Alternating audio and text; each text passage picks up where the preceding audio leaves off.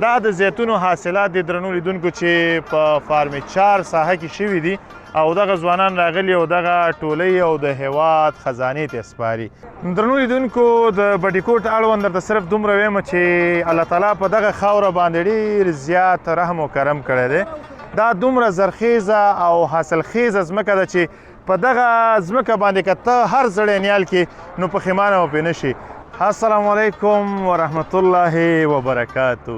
ډېر زیات خوشحاله یم. ولې به نه یم خوشحاله؟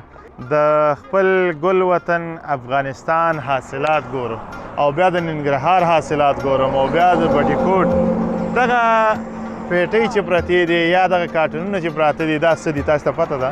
زه یې درته وایم دا زیتون دي.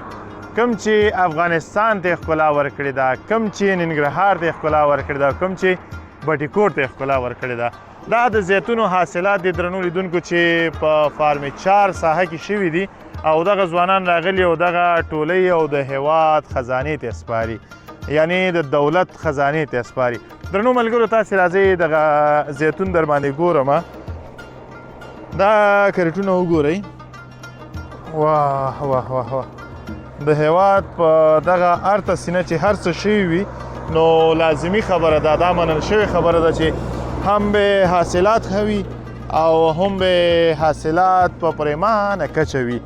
درنو لیدونکو د بټي کوټ اړوند درته صرف دومره وایم چې الله تعالی په دغه خاوره باندې ډېر زیات رحم و کرم کړی دی. دا دومره زرخیزه او حاصلخیزه ځمکه ده چې په دغه ځمکه باندې که ته هر زړی نیال کې نو پښیمانه به پرې نه شي. که دلته تاسې وګورئ زیتون، که تاسې وګورئ خټکي، که تاسې وګورئ مالټې، که تاسې وګورئ هندوانې، که تاسې سبزیجاتو ته دلته راشئ نو حیرانه به شئ چې دومره زیات دلته ولې کیږي. بس دا د الله تعالی کرم دی چې د بټي کوټ په ځمکه باندې کړی دی.